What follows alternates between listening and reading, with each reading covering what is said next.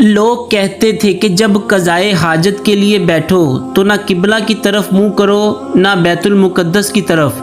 یہ سن کر عبداللہ بن عمر رضی اللہ عنہ نے فرمایا کہ ایک دن میں اپنے گھر کی چھت پر چڑھا تو میں نے حضرت صلی اللہ علیہ وآلہ وسلم کو دیکھا کہ آپ بیت المقدس کی طرف منہ کر کے 2 اینٹوں پر قضائے حاجت کے لیے بیٹھے ہیں۔ پھر عبداللہ بن عمر رضی اللہ عنہ نے واسع سے کہا کہ شاید تم ان لوگوں میں سے ہو جو اپنے چوتڑوں کے بل نماز پڑھتے ہیں۔ تب میں نے کہا خدا کی قسم میں نہیں جانتا کہ آپ کا مطلب کیا ہے۔ امام مالک رحمۃ اللہ علیہ نے کہا کہ عبداللہ بن عمر رضی اللہ عنہ نے اس سے وہ شخص مراد لیا جو نماز میں زمین سے اونچا نہ رہے، سجدے میں زمین سے چمٹ جائے۔ صحیح بخاری حدیث نمبر 145۔